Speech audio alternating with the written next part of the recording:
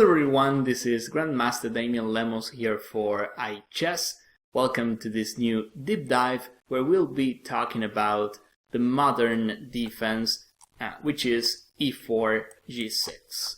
And this reminds me a lot of the Pirc defense, where black usually plays the move d6 and eventually ends up playing the fianchetto on the king side, but there are some differences in the move order, and I think this is a good complement to the Pirc to know the modern. And what we are going to cover in this course is the main lines after d4 and bishop g7. We have other sublines as well. We also talk about moves like h4, things we need to know if you are a modern player, but basically after d4, bishop here, in this position onwards, this is where our study begins. White, he can play like an e4 player and play knight f3 or knight c3. In most scenarios, we have the choice to transpose into a Pirc, or white, he can also play moves like c4, and this reminds me a lot of a d4 game, where as black we'll discuss ideas to play what I call an accelerated King's Indian, not the King's Indian, but similar approach with d6 and a quick e5. We usually try playing closed positions where knowing maneuvers and understanding that position is much more relevant than memorizing theory. So that's what you'll find in this course. And also against knight c3 or knight f3, our main approach, apart from the Pirc approach, you can always transpose if you want to. You probably know the deep dive I made on the Pirc. Apart from d6, I recommend in this course an approach which involves a quick c6 followed by d5. And I think this makes the modern and unique and separate defense for black. So this is just an introduction. Of course, during next chapter we'll start analyzing all the lines. I just wanted to make sure we have a quick introduction first. So I hope you found this course useful. I hope you can learn something, and I see you guys in my videos. Thank you.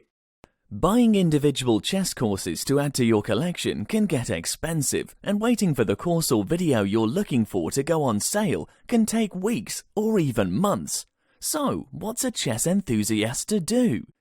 Introducing the iChess Club, an exclusive community of chess enthusiasts that enjoy a wild range of benefits, including a permanent 40% discount on virtually all chess courses on our shop. Yes, 40% on all items anytime. But wait, there's more. For those of you who like physical DVDs, we offer unlimited free shipping on all items, anywhere in the world, anytime. You'll also get access to the entire iChess.club library, where we post over a dozen exclusive new videos every month. Our lineup of presenters is of much higher quality than anything you can find on YouTube, with exclusive videos by Simon Williams, Damian Lemos, Valerie Lilov, Brian Smith, Eric Rosen you can't find anywhere else, and even private appearances by world's top grandmasters such as Anatoly Karpov, Judith Polgar, Susan Polgar, and more. There are dozens of other benefits as well, such as an additional 5% off all items already on sale, a free 30-minute preview of every single product in our shop, and the ability to purchase items at the sale price up to 30 days after the sale has ended. There are so many benefits we can't possibly list them all in this video. So, join the iChess Club community today and start saving. Joining is easy and you can cancel at any time. So, what are you waiting for? Sign up today. Hello everyone, this is Grandmaster Damian Lemos, and we start with the modern defense. And of course, after the moves e4, g6, we have the modern, and we know the modern is similar to the Pirc, however we have some differences, and the main difference, I should say, is the fact black doesn't play d6 in every single variation. In a lot of variations as black we can try playing a quick d5, or depending on what white plays, we can also try playing c6 and d5. So that is the main difference. And before we start analyzing the main lines, we need to analyze the sublines. And there is a move which is sort of a blitz move, I should say, which is h4.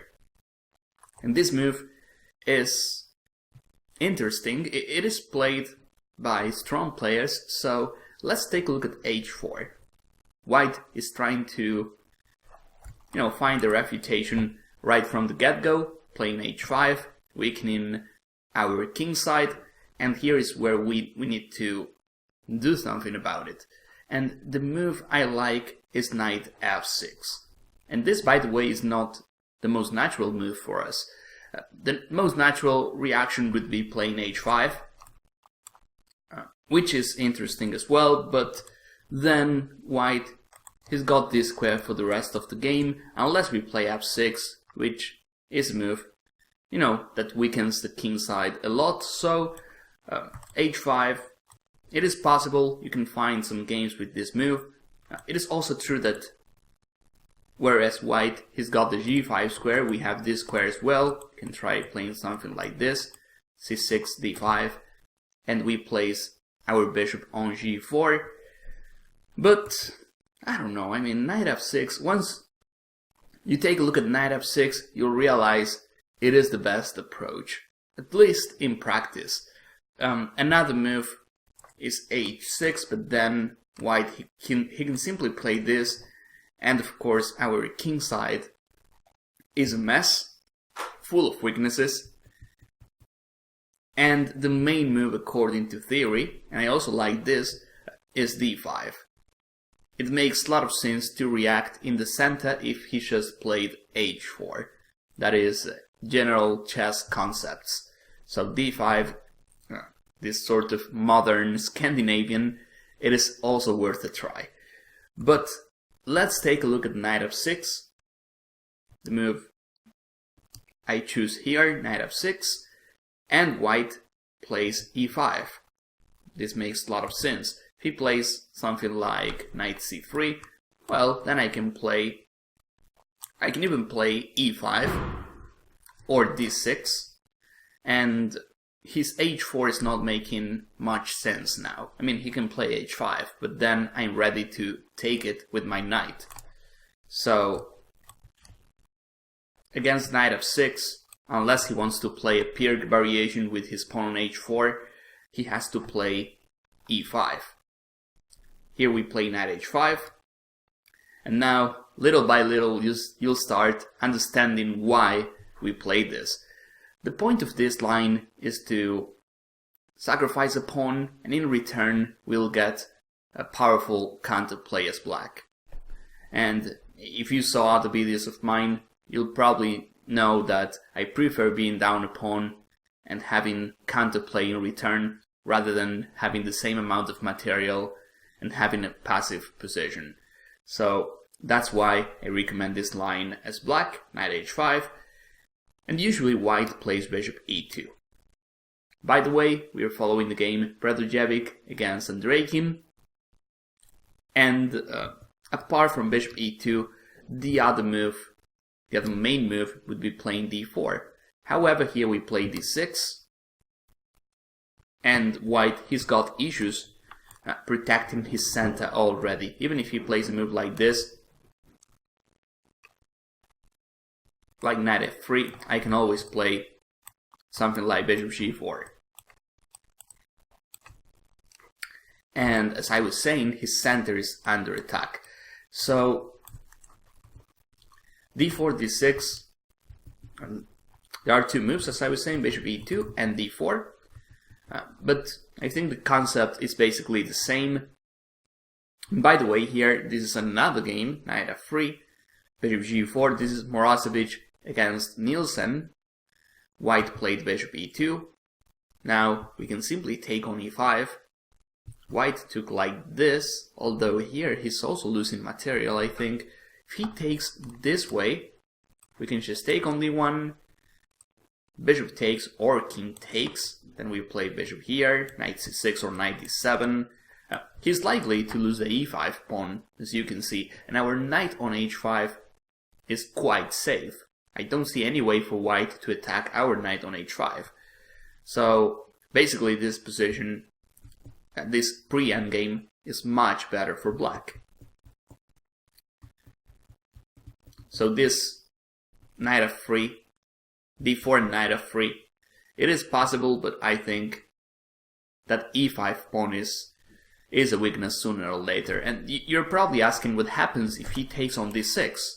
Well, this is also possible, and now we can take both ways, and no matter how we retake, we have a standard position, the only difference being his pawn is on h4. And of course, this is favoring us, for obvious reasons. So, before we finish this comment of the d4 move here, bishop e2 is the main line, but before we close the d4 variation, d6, knight f3, bishop there, bishop e2, takes, in the game Morozevich Nielsen, white took with the knight, bishop takes e2, well, you can take with the king on e2, but that's not very good looking, so queen takes d4.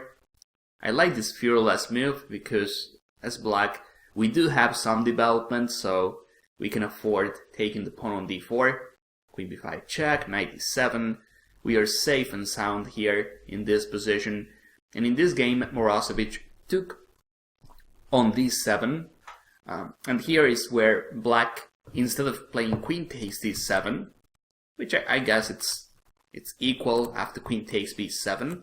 I still like black's position, but let us say it is equal. Instead of this, instead of queen takes d7, here black has got an amazing move, which is queenside castle. Unbelievable. We protect the pawn on b7, the knight on d7 is trapped, we have some mating threats on d1, and next move, if he plays something like knight c3, we can play queen takes d7, and we are up a pawn, not to mention his kingside weaknesses. So, this line, I mean, you'll find this in the analysis, the game Morozevich against Nielsen. But basically, if white plays with h4, I think it makes a lot of sense for him to continue with the move bishop e2. So after this move, we are not going to move our knight. I mean, we could, but then we would be wasting a lot of tempi. For instance, knight f4, then he can play this move. He pushes our knight back, he's got d4, our knight is gonna land on e6, doesn't look good for us, so knight f4 is not good. This move, well, I mean, doing the fianchetto with our knight doesn't look very good either, and then d4, h5, it's like white is developing an initiative very soon. So the whole point of this line is to meet the move bishop e2 with the move d6.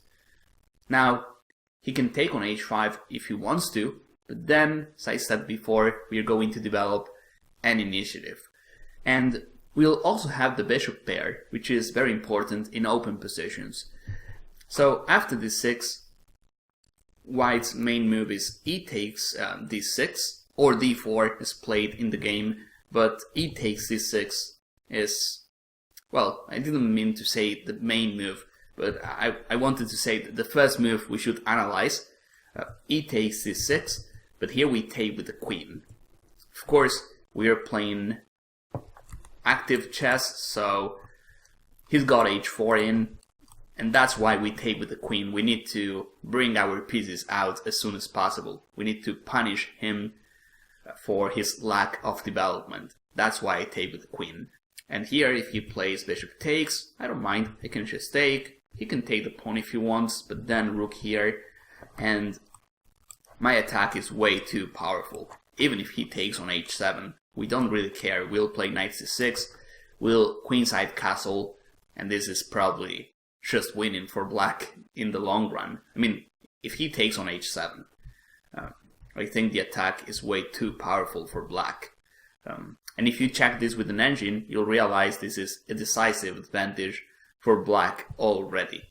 And it's not, I mean, it is easy to tell, because his king is very weak, we've got the bishop pair, easy development. So, this line for white, if he sets the pawn, then he's in trouble. I think that's the best way of putting it. So d6. In the main game, Pratojevic against Andreikin, white played d4. But this line, I think this line is bad for white as well. Because if you see how the game was, takes, queen takes d1, bishop takes, and now knight c6. We have a pre-endgame where black is simply better because white's pawn on e5 is very weak.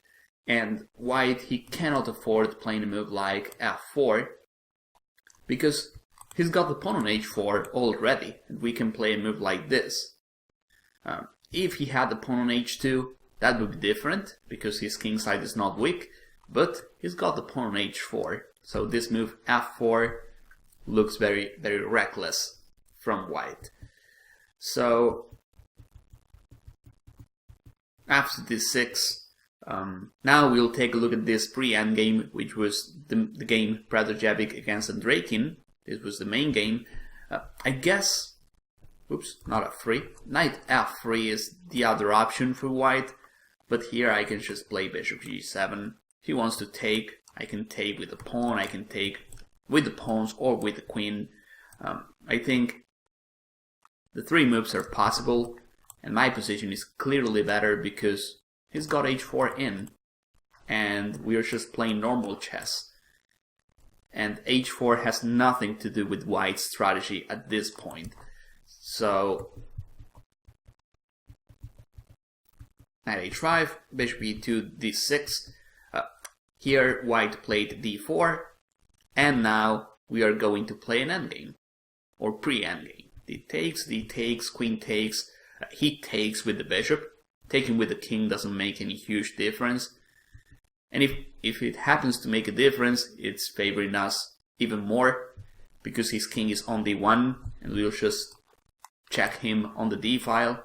So bishop takes, knight c6, and according to the analysis, this is a slight advantage for black already. In the game, white played the active knight c3. As you can see, he's not protecting the pawn on e5, but the other moves are, well, f4. As we pointed out, very bad move. We can play this. He has to play rook h2. I can play bishop e6, for instance, bishop f5. I castle queenside, and again, his position is a mess. I also think f6 is coming anytime soon, opening that position as much as I can. And yeah, in this position, what I also see is that despite, queens being off, I think black has a powerful attack, because that king on e1 doesn't have good defenders. Most of white pieces are on the first rank, are passive, and rook h2 is completely out of the game. So another move that is analyzed by Grandmaster Schulz. We have this variation. I'll just follow what he says. It makes a lot of sense, by the way. If white plays like this, he's just weakening his position even further. And now we'll have extra options like h5. So the analysis says knight c3, bishop d7, or bishop e6. There's no rush to take on e5, because then he's got moves like this, or bishop f4. As you probably know, material is not as relevant as the initiative. So here we castle first, and then we can take on e5. And if he plays bishop f4, then we can play this move. And believe it or not, the engine is saying this is close to a decisive advantage for black. And I believe it, because if he plays knight e2 or knight f3, this pawn is hanging. What else? If he moves the bishop, then moves like knight d4 are coming, or knight e6. This bishop is hanging. e5 is hanging. We are all over the place as black. And white, he's got no coordination whatsoever. So, yeah, this line, I have to say this line is not very good for white. I think it's good for blitz games, but I don't think it's a very good try for classical chess. If black is well prepared, then best white can hope for is equality. But that's it. So knight c6, in the game, white plays knight c3. Here black played bishop e6. I like it. We'll have time to take on e5 later, but first let us castle queenside. And that is what happened. Knight here. Here black took. I guess we can also castle queenside, but yeah, maybe black was concerned about this move. But even here we have knight g7 and our position is completely safe. But yeah, if you think about it and knowing how this game was, you can tell bishop d7 was more precise than bishop e6. Why? Because after bishop d7, white, he doesn't have this counterplay he had in the game. And second, because we are going to castle, and then we can just try taking the e5 pawn. So, the main line here would be knight f3, I can play bishop g7, e5 is falling sooner or later, and then I castle queenside, and that's it. Clear advantage for black. Bishop g4 is coming, again e5 is hanging, white, he doesn't have a good development, and even after a move like this, we can play f6, rook e8, and each move we play, our position is getting better. So this would be my main line in this analysis. Playing with bishop d7, very solid, and then I queenside castle. What black played in the game, it's also good, of course, but then after knight h3, if we castle, then knight g5 is a bit annoying, even though we have this move, but still, I don't want to lose the bishop pair.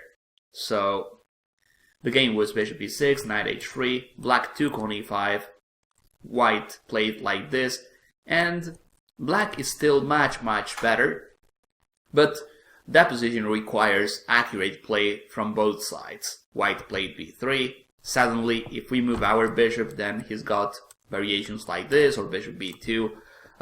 We are up a pawn, but that position is a mess. And black found the best moves in the process, like this, and if pawn takes knight d3, but still, that position is messy, and I think it's easier for us to just play bishop d7, and that's it. You can check the entire game, you'll find it on the PGN files, Pratajevic against Andreikin. It is a very good game, but I think we analyzed the main lines in this h4 variation, and the concept would be play with the initiative. If you lose a pawn, that's fine, but the key is to punish white for playing a side move like h4. I hope you enjoyed this chapter, I hope you found this useful, and of course I want to see you guys in my next video. Thank you.